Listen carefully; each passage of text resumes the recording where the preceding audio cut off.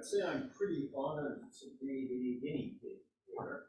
It's something that I hope will transcend the formal, informal blackboards, so that the blackboards are used in an incredibly informal way. Not that we don't do it every place else in CITA, but it's pretty clear that this space is going to be that well-named Idea Lab. And what I think that means for me is that the expressions that are done on the board, et cetera, should be spontaneous and not over-prepared. And so I have definitely not over-prepared because the topic is essentially all of physics. And that's rather too big a topic to put into an hour's presentation with feedback, and I've been hoping there is lots of feedback. So I sort of know where I'm going with this talk, but with your guidance, I will ultimately know where I'm going with this talk. Because all of the different projects I work on with all of the graduate students and postdocs that work with me and other people, they know, first of all, that I'm an anthropologist, and all pluses and minuses of that. My office is a representation of how people usually view entropy, which is that it's chaotic and not controlled. I want to somewhat disabuse you with this as we move along to try and understand entropy in more detail. So anyway, I don't exactly know where I'm going, but I am going to try and be as speculative as possible, as well as give you some concreteness to show that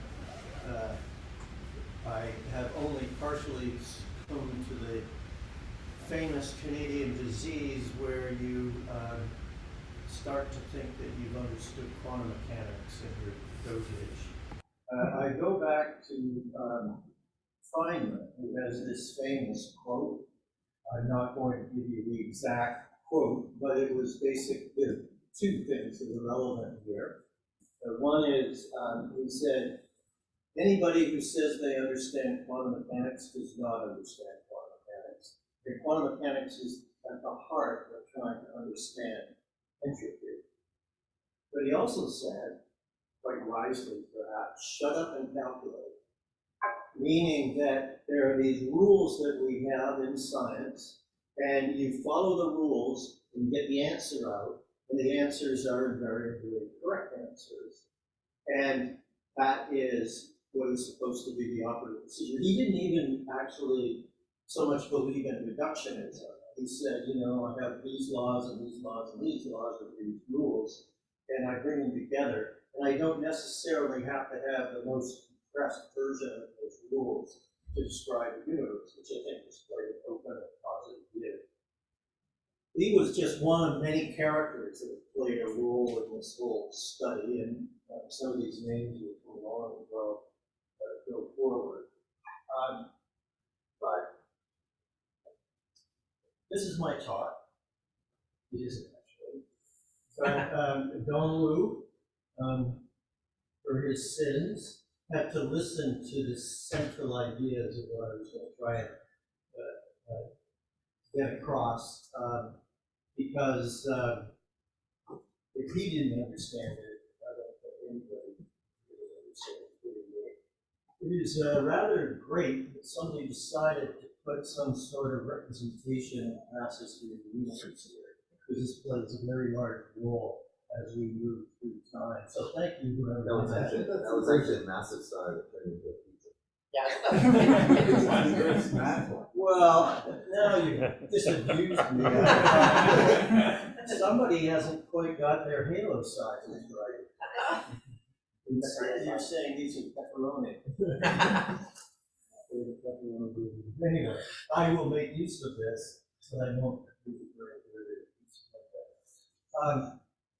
Yeah, so where do I want to begin? I want to begin because I know that Chris, for example, will remember this in great detail, talks all that, But the last Blackboard I came to see was a puzzle lunch in which I was trying to do one of these universal presentations on like the universe and everything. And the idea was that I began with the universe with some symbol here, which is can be xt, it can be time bits, it can be obviously coordinates. And then it's expanded in terms of what you might call charges. And then templates or bases for the charges. And then fluctuations, which are in fact representative in terms of charges. It's just that the way we think about noise is we aren't paying much attention to it, except we put noise cancelers on. But there is no difference between signal and noise at some level. It is all the universe operating under some great umbrella. And so the mantra for this is VMAP. Sort of relationship to that awful company. But what we actually do in physics is the only thing we do, really, is we think about how you map something to another. And what we're trying to do is to compress the information in the universe at large into things that we want to know about. How do we want to know about them? There is a pointer to that information, C alpha, that you have to know about if you're going to construct this. I could go on for hours about this whole structure, believe it or not, even though it's like a linear equation. And it is, except it's really linear when I make it differential. And then it becomes a little bit like differential geometry. I'll get into that a bit later. So in mapping, as we have done ad nauseum with the microwave background, and it's happening in every other subject in physics now, what you have given to you, supposedly, is a pointing matrix that goes from a time bit, of which this U would be a time bit, but it's carrying along with it information, and this is called the time-ordered information in the C and B game. So time-ordered information is in fact exactly what, at best, the universe delivers to us. And then there is a pointing matrix, which tells you how I go from the time bit and spew out the information into signals. And so our target is signals, these are the maps, and what you get from that is an average map, and you get fluctuations of that map.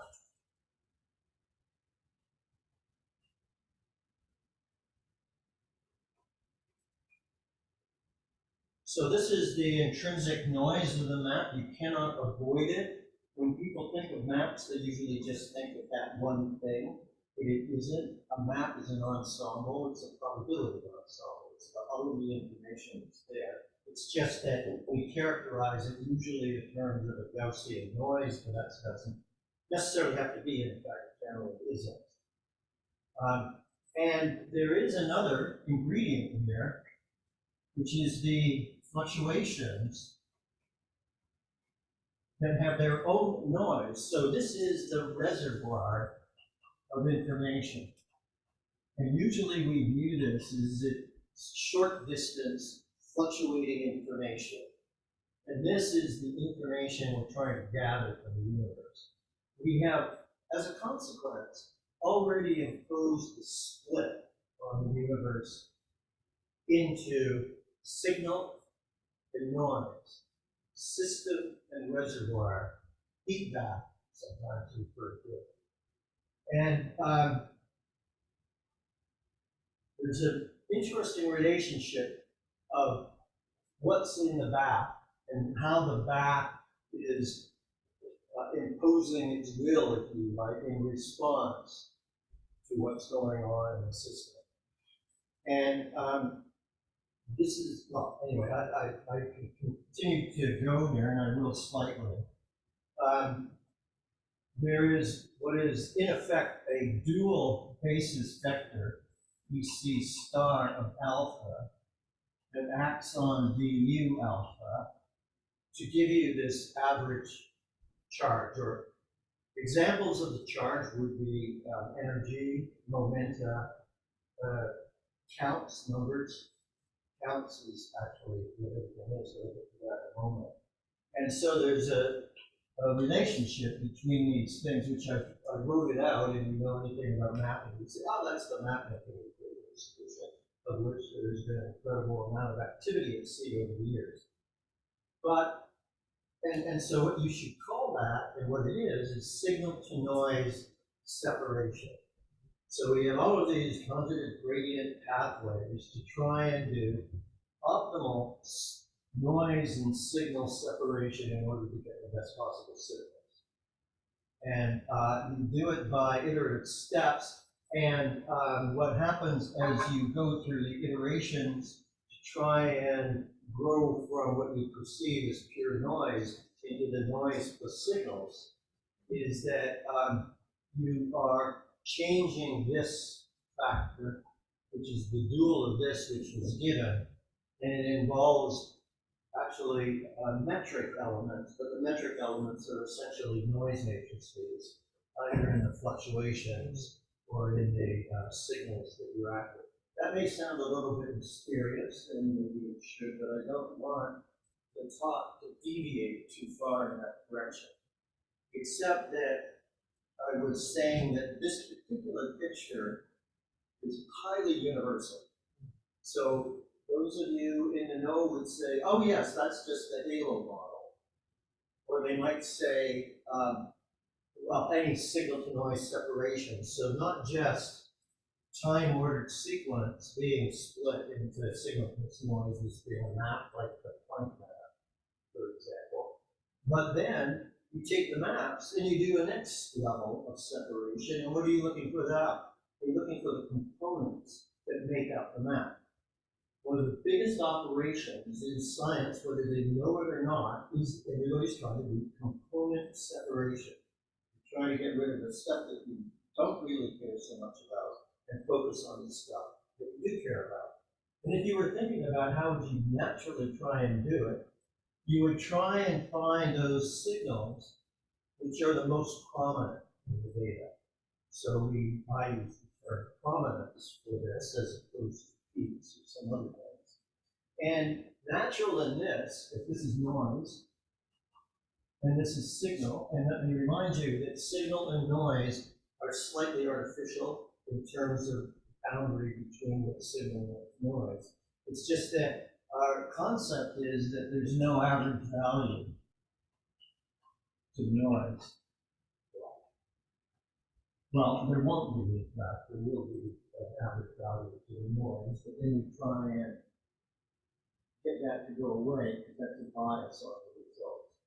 But yes, of course it can, because it's a very general thing, and so there's a lot of physics. But the usual scenario is that you try and work things so that you don't have an average value of noise. Have the noise appearing at quadratic, which is the power center.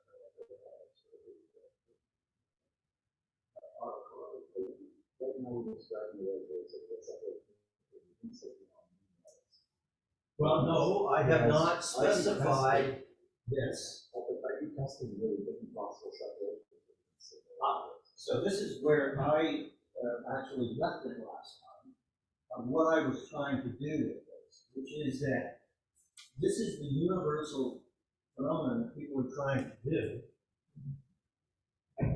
But there's an ingredient which is not done, which I think is essential, which is that you want to change the template or basis that you're expanding in to try and get it to be even more prominent. And the way that actually works, or can work, is that if you have sort of residual little fluctuations on this shape, B, that you're trying to say, what is the amplitude of that shape? What is the magnitude of the signal, of the signal? which has a shape, then what would tend to happen is what you try and do is you try to smooth out the shape, make it more and more impressive. That is to say, you would like to have an equation which evolves the shape. And so evolving the shape is, in my view, what machine learning is trying to do. And so it doesn't mean that I've done it. I don't have a universal equation, except that it's pretty clear, just like there's a minimization procedure for the signal to noise separation. There should be a minimization criterion for choosing the best signals. But again, you know, Is it the best signals or the best basis functions? well, it's the same thing. It's because they're coupled. Yeah. So, So the signal isn't like the, I mean, the signals are like the amplitudes for the basis functions, but the basis functions themselves are just, you can pick them. well, yeah, within, I mean, it's not picked randomly. Yeah. But Intelligent. you know, supposedly, where your satellite is pointing. So you know the relationship of the time series to the position on the sky. And because you repeat that often in scans, you then have a lot of information which you can then draw on to get this amplitude, because this the signal is sort of like an onto map of the time bits. And if you only had one crossing, you wouldn't be able to get any information. So you need to have this cross-multiplication topic. Anyway, this is not the main topic here. I'm assuming that it's food rather than for Duty calls. Now, where it is going to be related to the general talk that I want to do today is that what is this got to do with entropy? Right? We have a universality in terms of how we're going to try and deal with the universe, which is, and I think some of you have seen that I like the famous Yang diagram, where this looks like a mass, so it's sort of like entropy, but it would also be action. And this would be white, and this would be black, and this would be white, and this would be black. And this is like a boundary between signal and noise, or between the system and response. And so what happens is that a signal, if it changes, it forces the universe to do a response, which is that, so there is a dual entity associated with the signal, and in particular as well with the boundary that you've imposed, that is acting on these charges or these signals.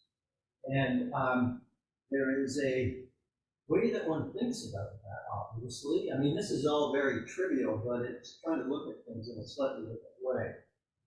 The entropy and the action, and I will use real and imaginary to talk about it, is basically K alpha du alpha, K alpha du alpha, with a relationship between the two, but essentially that's a universal form.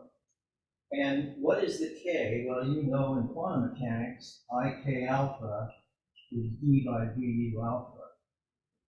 And so the combination that enters in dealing with entropy or with action is that what you're dealing with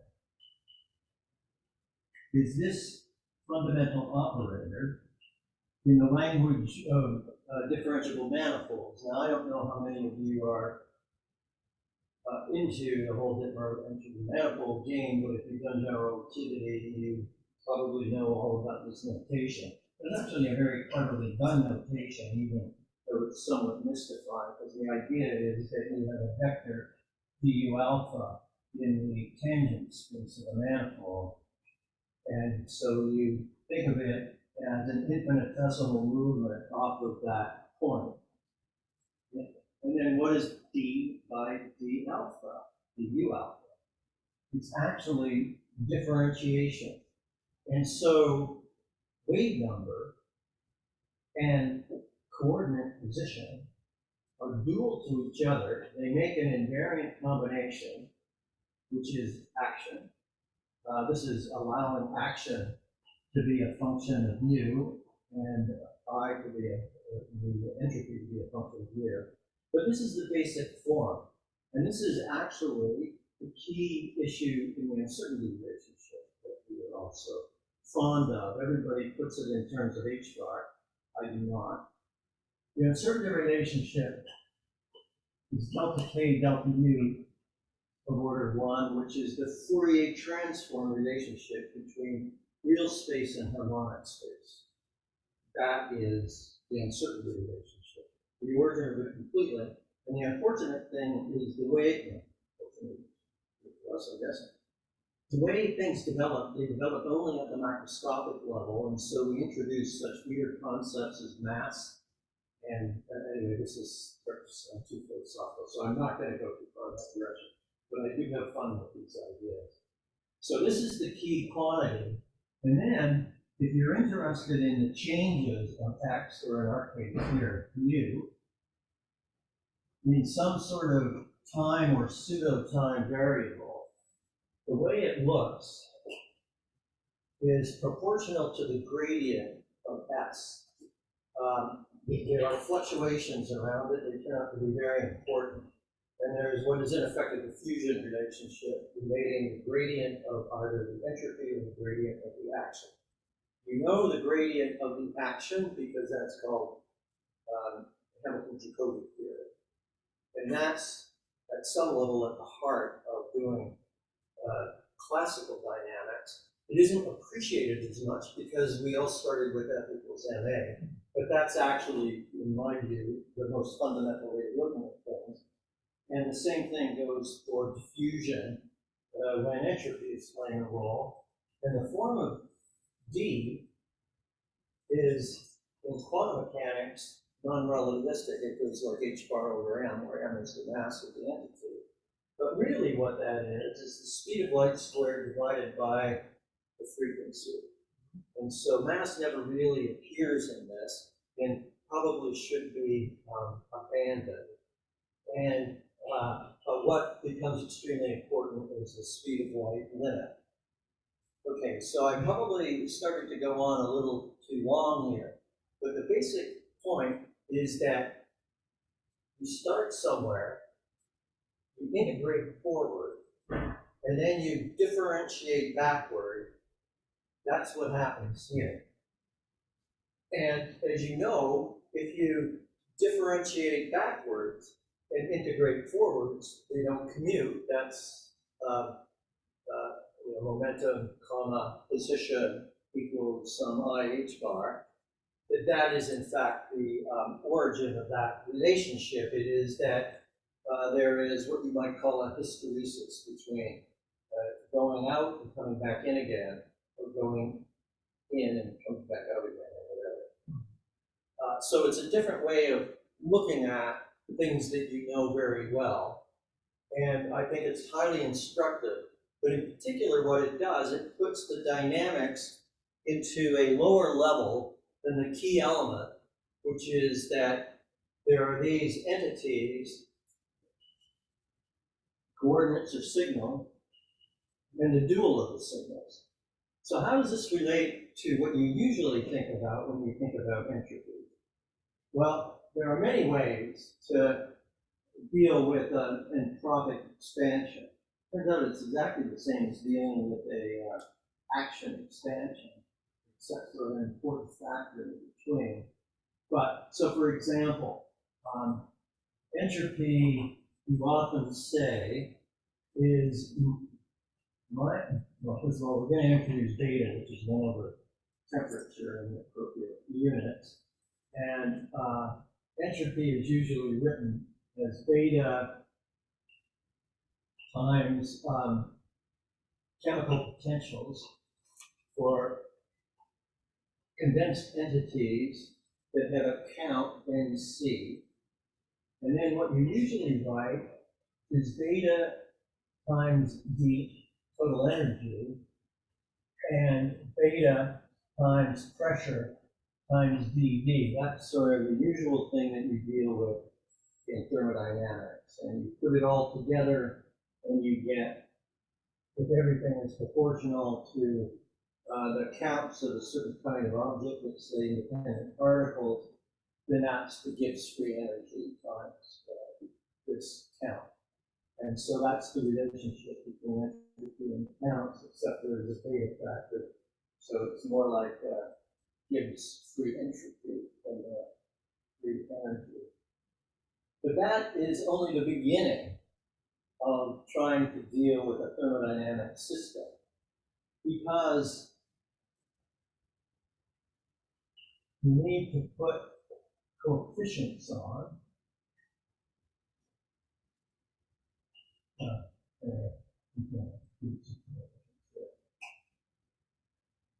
Which turn it, if it's 3 plus 1, into a 4 vector.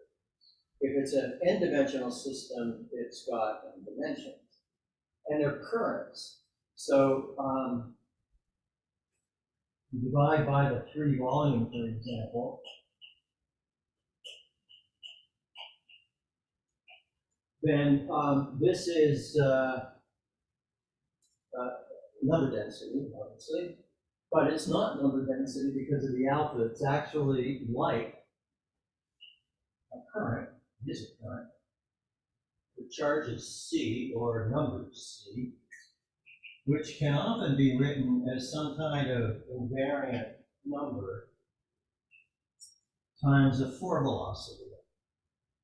But that's not all. You're used to this, which is just particle transport direct. But then there's a perpendicular component, which is where the transport properties reside. So the transport properties turn out to be perpendicular to the flow, and they are, for example, things like minus P gradient and for a fusion system, of which that's what count. The reason I wanted to emphasize this is that I do not see any difference myself between energy, momentum, and count. All you need to do with energies and momenta is introduce some kind of units, but we do that anyway. You know, there was K. Goldstein, right? You need to introduce some scale in order to turn energy or momentum into counts. So the important thing is the counts, and you can absorb the dimensionality into whatever the measuring scale is that you use in order to determine energy, etc. Which means that this equation becomes of form mu c alpha dnc, dnc alpha, where the alphas, the c's now include energy and pressure. We're using volume, but that's probably not the best variable in this. But they have this universal form. So what is the universal form? It is that the entropy or the action per NC is alpha C. And alpha C's are like chemical potentials, but they aren't exactly chemical potentials because of the data factors. And this is all very, I look into double entendre for interference. In the sense that, that a different way, its interaction with the matter is very different than its rock bottom radiation. I actually don't think that's true. I think it's just overall what the structure of the equation is exactly the same. The structure of the equation is that the entropy and the action have exactly the same form, except for an overall multiplier, and one of them has real parts and the other has real. So that the structure of the equation, it's just that people don't really think about it that much, because the way the history went is that people dealt with equilibrium or near equilibrium. Then they dealt with small deviations from equilibrium that gave them what was then called non-equilibrium thermodynamics, but it was only with small variations from the equilibrium that could drive it to what you need to do, and again, with USDR, is large-scale deviations from equilibrium, which is, of course, the nature of the universe. Context that what needs to know you can do this makes sense. But the other No, but you see, my mission is to have people, even like you, change your mind and see things in a fresh way, which might enhance how you look at some of this stuff. That's a challenge. Anyway, I don't want to get it. It's not clear to me how entropy is related to it. Let me put this way concretely. How entropy is a mutual description of the electron laser.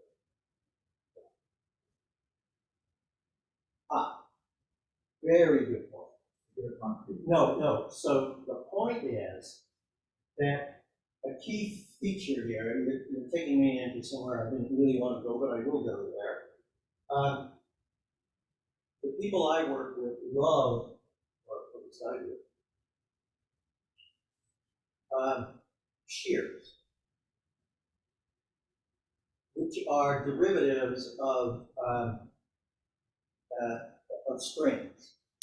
And so you can, at some level, try and describe all of dynamics in terms of the evolution of strings, which is, as you know, it's taking, if it's position, it's a gradient of small variations of position with respect to some coarse grained large variation of position. And then if you do it as velocity, that becomes epsilon dot. So what is the difference between action and thermodynamics? With thermodynamics, in writ large, the general concept, you have two possibilities for epsilon dot, positive or negative. Negative means that you're converging. Positive means that you're diverging. The story of the universe, for almost all of our circumstances, is convergence. That's what happens when things come together to make a halo, for example. But then there is another regime in which epsilon dot is imaginary, and its imaginary part is positive, which is positive frequency or positive energy, and negative, which is negative energy, which is actually, in some respects, going back in time. Those things are intimately related to each other. And you can't deal with this if you didn't generalize to this, but of course people didn't, because it's how they were brought up. They did not try and make the thermodynamics completely commensurate with the ordinary dynamics, and yet it is. And in fact, I didn't really want to go into this, but I will. I may even have it over here with my discussion with John Wu. This is where I could really take you up there, because we're very interested in moving forward in time. And one of the things that we have to face in the early universe is how did time emerge? What does that mean? It means that there was an emergence of coherence, where you get tick-tock, tick-tock, rather than talk, tick, tick, tick, tick, tock, tick, which is what you would get if you had a random medium. So the fundamental thing that begins the development of the universe is, in fact, some kind of coherence that develops. And the way you measure that coherence is by this kind of beat. Well, I'm not sure if that is emergence of coherence or an echo of coherence. What do you mean by that? I have no idea what you're talking about. But let me give a description, which you will find outrageous, so that you can get even more outraged, which is that, what happened to my T-reel here? It's quite legitimate, even if it's not physical, in my view now is that it might well be physical, is that you can introduce another variable, imaginary time, as if it was a physical variable. You know, everybody who's ever worked on trying to do path integrals has had these thoughts, right? Everybody. And I'm sure you have too. Why aren't they intimately related? And then one just kind of throws up one's hands and says not, but that's not really a good way to approach it. So what happens is that if you do allow for Ti, which turns out to be minus beta over 2, where beta is 1 over the temperature, then I'm going to unfortunately use the opposite sign here. When you evolve the system to a temperature, which in our language here is a beta F, because it's a final temperature. Usually in thermodynamics, you're multiplying by a uniform beta. But the way you should be thinking about it is how did it get to that uniform beta state? And it could be done by an imaginary evolution from a central line here, which is like infinite heat, and it cools down to reach the state. What happens with the universe is if there's instability, then time grows. And in inflation, there's a characteristic time, which is 2 pi by h. H is 2 pi is the Hawking temperature. And that's, you know, a physically meaningful entity that arises. It is the one. There are 2 major geometric variables in the development of the universe. There's h and its integral. Integral being h equals the alpha by d time.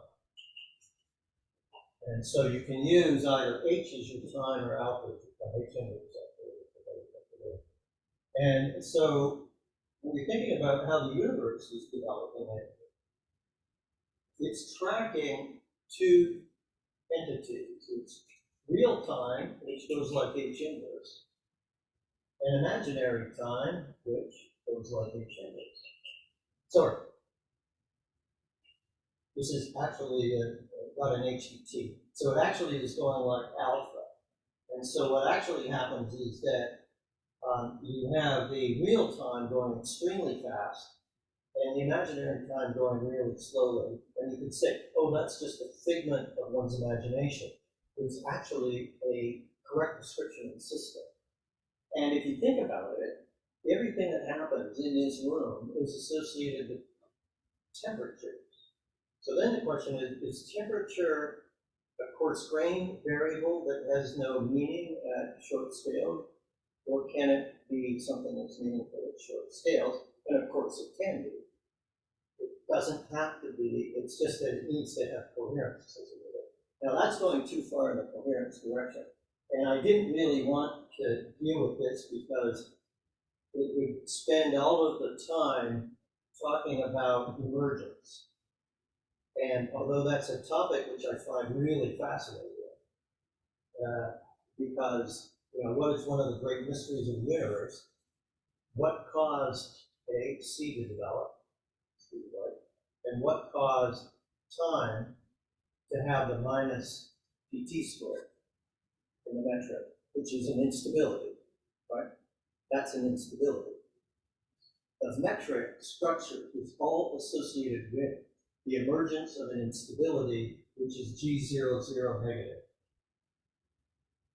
So instability in that equation, usually instabilities develop over time. So can you just explain what you mean by well, and so this is the picture that I'm playing with. This should not be what my talk is about, because you'll say I'm a little crazier than that.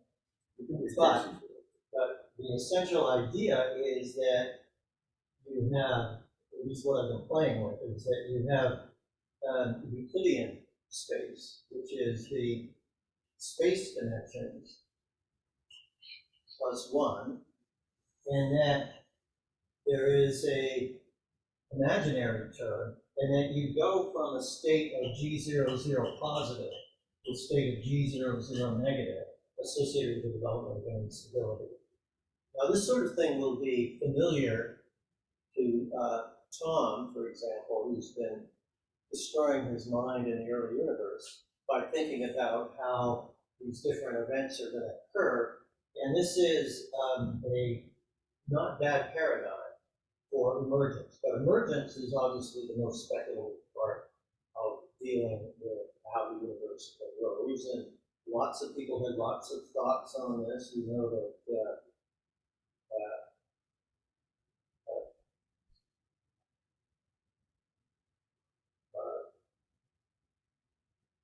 I can't even remember his name, Oxford, very famous geographers, Penrose, and other people before them, including Hoyle, they said, oh no, I can go from the far side to the coherent increasing side without any difficulties at all. And that's what Turek and other people said, you know, that there is a zero, usually called a singularity, and that I can take a structure here and it has memory as it passes through zero. And then there's this big issue. I'm really getting too far into the issue of emergence. But emergence has got to be how we deal with what is actually the starting condition for inflation. If we don't have it, then we don't have a good starting position for inflation. The way we actually do inflation is you're making the assumption that you are in a coherent state to begin with, in which all of the possibilities are completely compressed into only what is called growing mode, and that it's perfectly aligned as a growing mode. That initial state is called the Bunch-Davies vacuum, and it's setting the universe is in this state. So this is what we use when we do everything that we do with the development of inflation. But we know that that doesn't have to be true. It doesn't have to be true because it can propagate back in energy as well as with greater energy going forward, so that you can have a future thing effect on the past thing, which also goes into something that Penrose is trying to push these days, and it actually makes sense. I won't get into that. So now that I've mystified you in emergence, we can then talk about some of the applications of these basic principles. But before I do that, having done a huge amount of work on this subject over the years, because I have been pretty passionate about this for a long time. In fact, when I gave the public lecture, I said, one of the reasons that I went after this stuff is because of my experience with the undergraduate at UT, where one of the things that struck me is that I did some work on Bose-Einstein condensates, superfluid. And the thing about a superfluid, or a Bose-Einstein condensate, is you start to think of the universe as a collective, quantum mechanics on all scales. It's not just a short distance thing, it's everywhere. And you know it's everywhere if you buy this story of this K being dual to this coordinate. So even if the coordinates are halos of galaxies, there is a dual entity in which if this is sort of like mass, then this is like a gravitational potential. And so those things are sort of tightly bound together in dealing with entropy or action.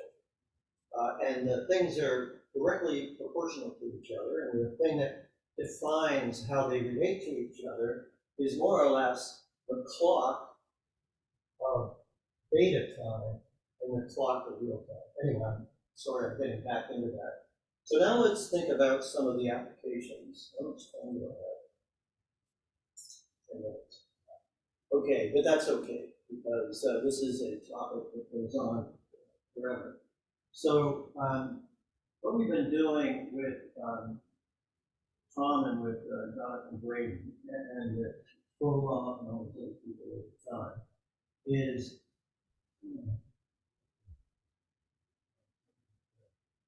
I believe that I used it. Yeah, that's logical.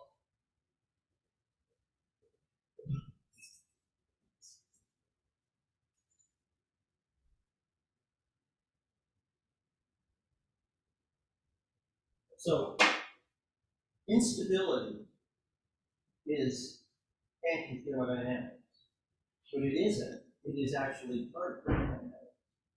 And so what we have been trying to do is to say that in the course of inflation, I have something that's oscillating in a perpendicular direction to the flow of the input cost. And we are adding an instability. What does that mean? It means that we go from omega positive, that is to say epsilon dot imaginary, into an epsilon dot positive, which means that, so this is like a perpendicular field, and this is like a parallel field.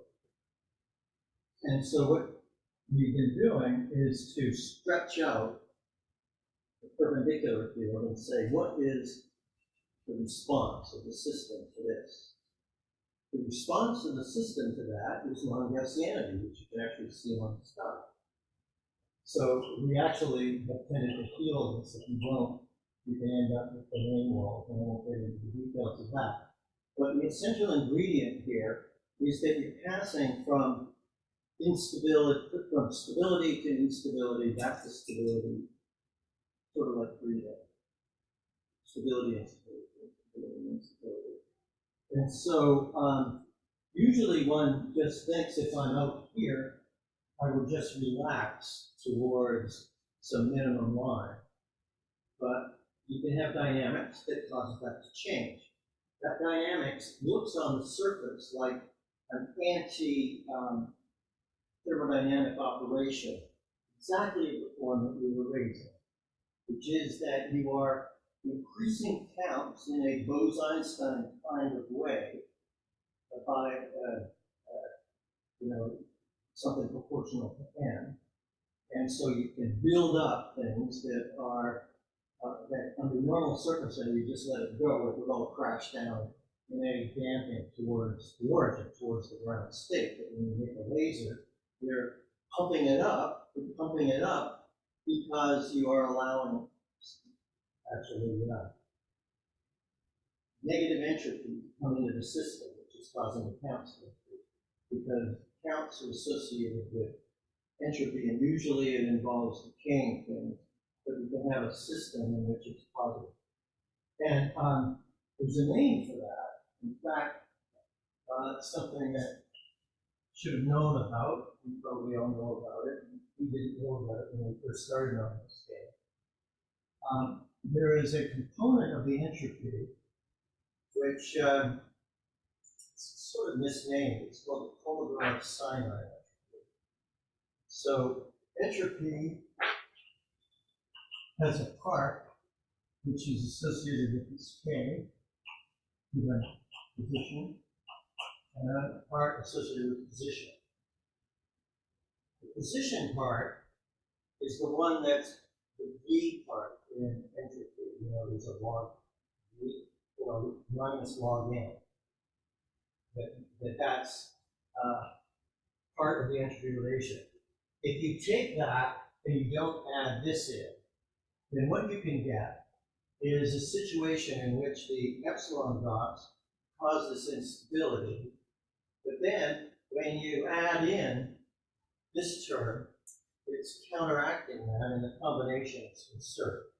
So that's the beauty of action. That's the beauty of entropy. It is why looking at dynamics in terms of action is a really good thing to do.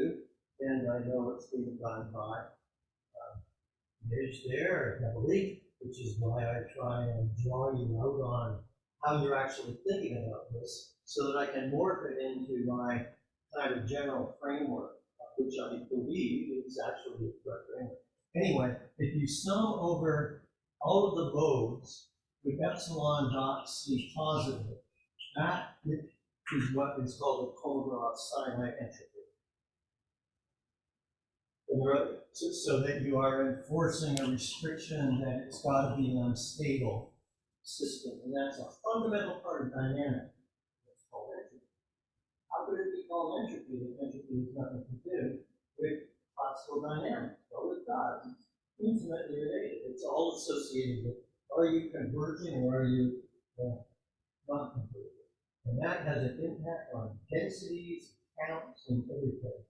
And so it's actually fundamental to the system. And the way it works is, this is why I thought that we didn't think about it well enough, or who am I to criticize Kolmogorov? Really, the Kolmogorov-Sinai entropy should have been the integral. And it should have been epsilon, because that makes it exactly like entropy.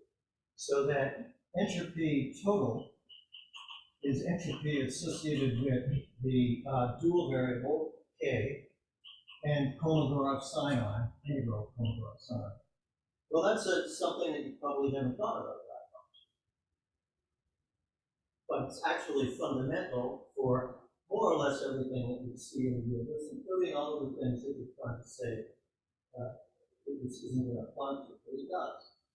And issues that exist are issues of flux. How much of it is omega, positive frequencies, or negative frequencies, and how much of it is damping, epsilon dot positive, epsilon dot negative. It's both. And a fundamental ingredient, so I need to go here. See, I didn't have any idea where it's going to go to, so thank you for your question. Force me in a direction which you did not go in, and it may show how I think about how all these systems are related to each other. What was I going to do? Now, I was going to go through the different epochs of the universe and show how everything works together, because it isn't just that we do this as a fundamental way to do accounting. So entropy, I think I was into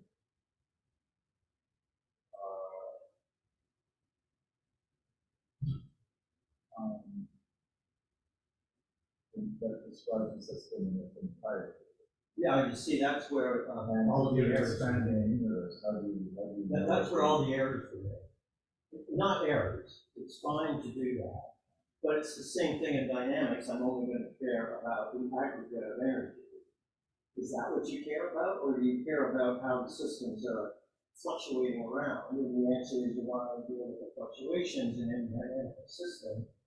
And the same thing goes with entropy. And in fact, you brought up an extremely interesting point, which people usually don't think about, is that entropy is continuously fluctuating.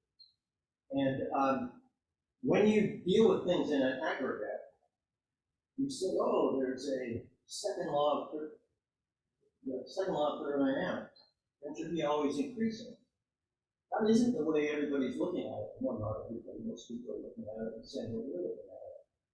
But there is an integral version of the second law of thermodynamics, which is a conservation law, which is that, well, this is going to take us too far here, but it is another thing that completely is related to all things that are all associated. So if I start with some initial probability density,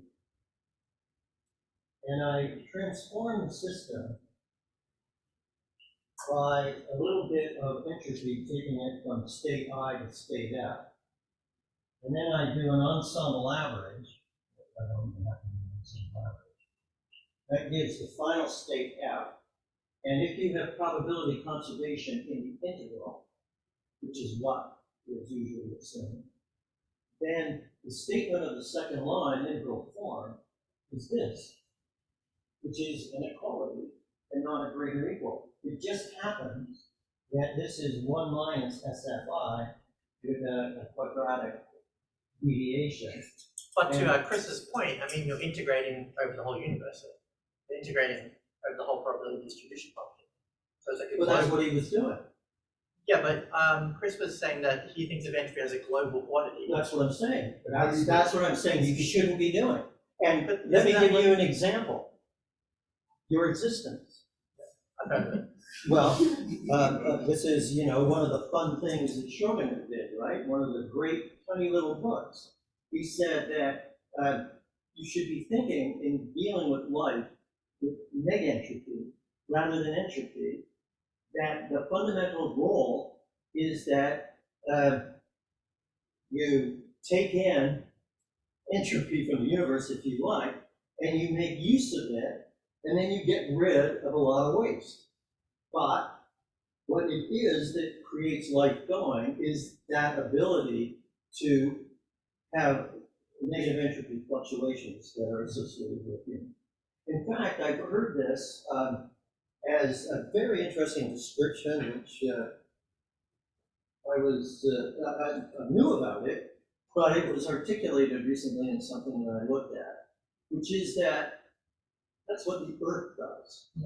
We have this high quality information coming in, which is the solar radiation, and we make use of it, and then we give off the IR waste.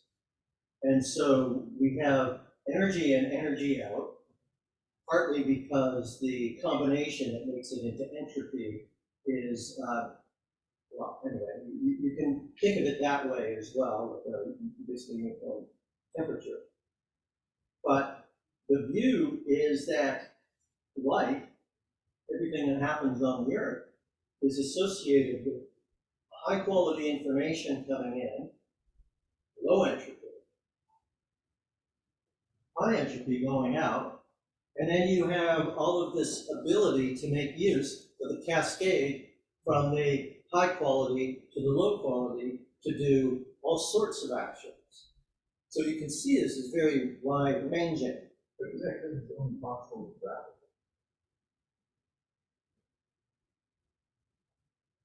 Could be, but let me give another example of why it might not be. Suppose you think of, instead of an Earth, you think of a brain. Okay, the brain is irradiated with high quality radiation, UV and stars. It isn't just that it immediately goes to the IR, it has a lot of ability to play around with the state of the brain. And in particular, as I'm sure you're aware, there are these theories, whether you believe them or not, that brains, the brain surfaces, can effectively be part of the story of the origin of life. Not Earth, but brain, or coagulating brains, and they come raining down, they bring this process material. Well, no, it's not, it's gone way beyond that. And so what was considered to be crazy is now not considered to be crazy, which is how, so maybe what you might be considering what I'm saying is crazy. If you think about it, you might think that it's not crazy. But there is an interesting point, that there isn't the necessity of gravity there to do the brain. Oh, but the brain only exists because of gravity. Well, in a generalized sense. But you have brought up, I think, what we're trying to get at, is that fundamentally something that you really have to understand as the motivating feature of the universe, which is that there is something called the gravithermal catastrophe. The gravithermal catastrophe is the following, and you know it extremely well. It's the thing that makes the corporeal phenomenon. It is that if you think about a potential well, and there's mass, and the dual is the gravitational potential, and then you say, well, let's wait a bit. What's going to happen to that system?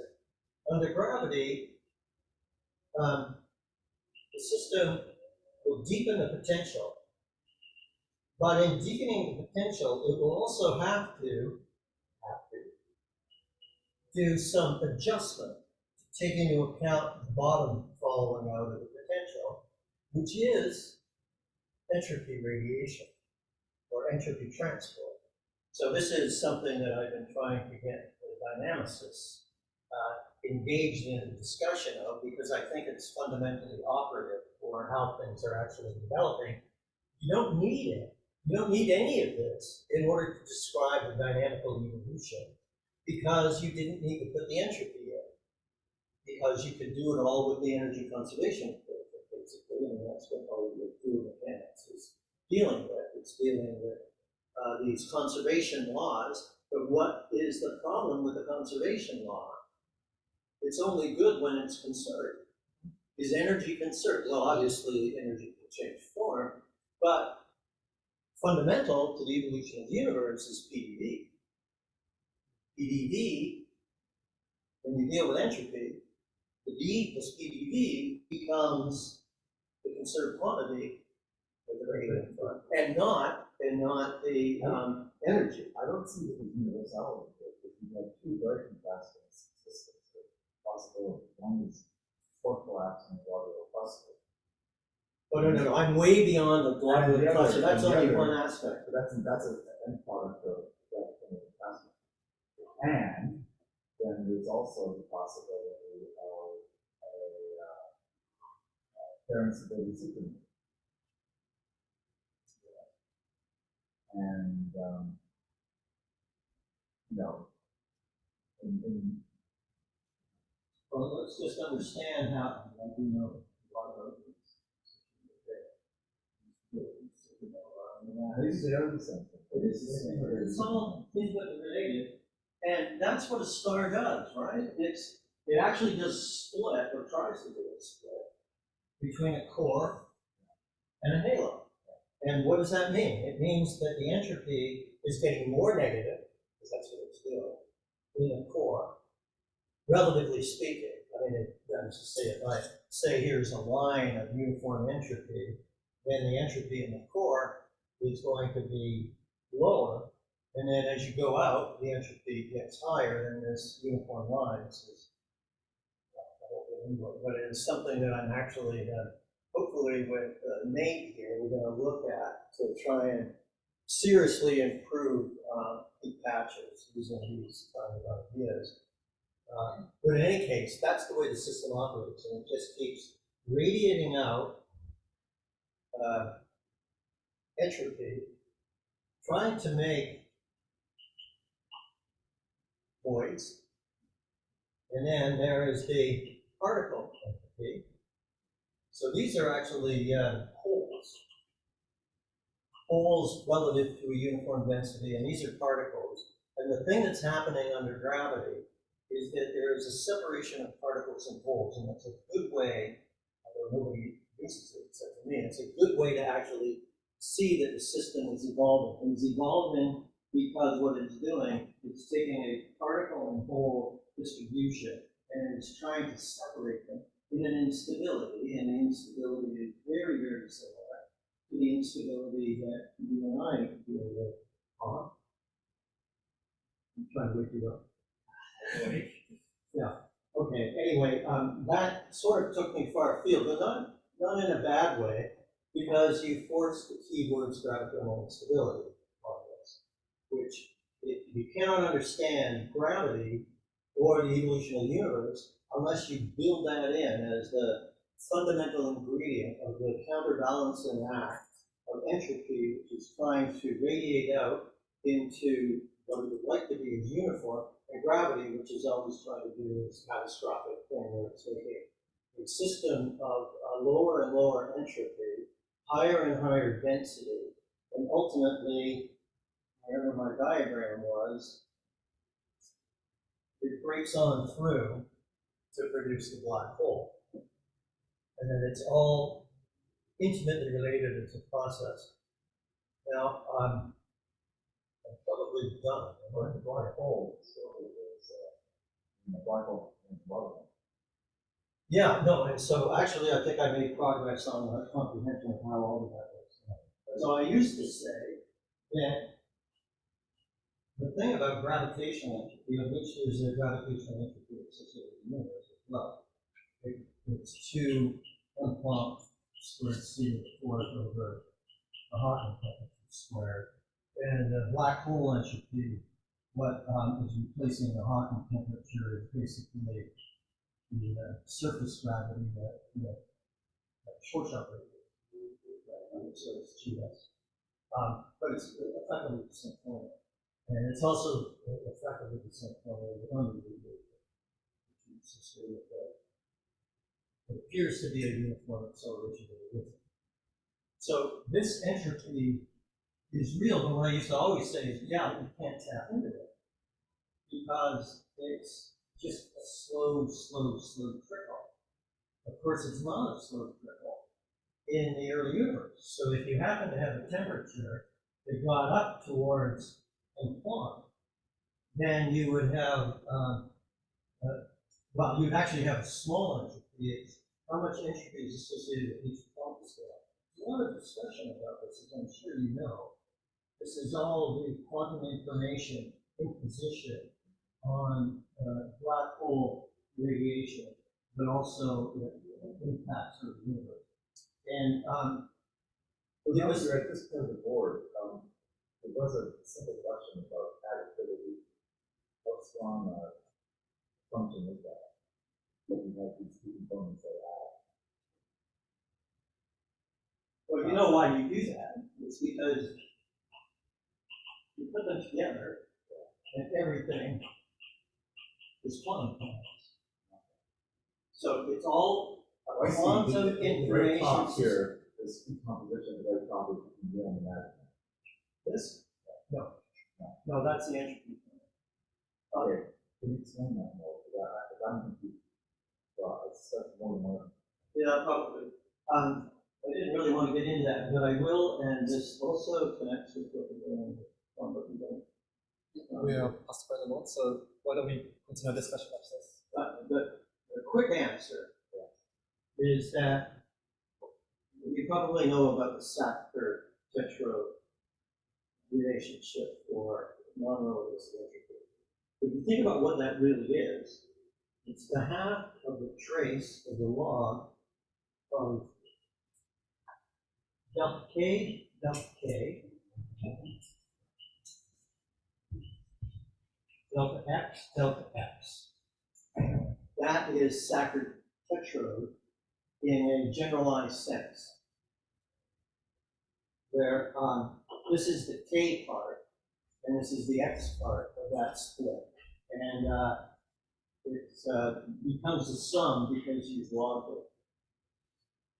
Just like there is a lot to be said for taking the log of psi, you may say that's really crazy, but it isn't, because that's putting it into all of the terms that we're used to thinking about, whereas people have problems thinking about the flow of psi.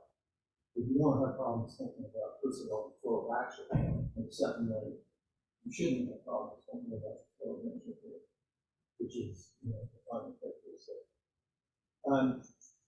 Yeah, so you can see that I could go on for days, because everything in the universe, in our cosmology, but in the universe generally, is all mapped into this language. What disappointed me after all of these efforts is that I said, oh, it's just quantum mechanics. But I have had discussions with Leonard Susskind, the guy, who says about string theory, oh, it's all just quantum mechanics.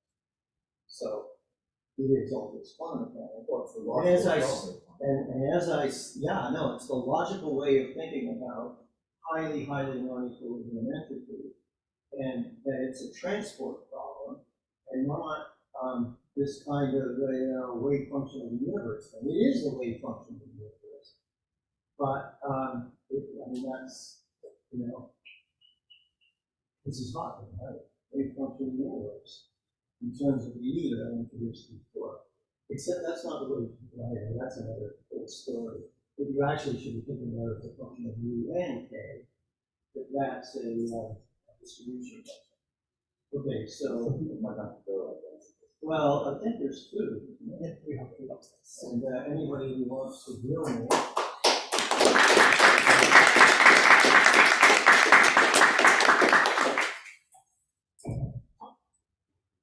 He's on higher level.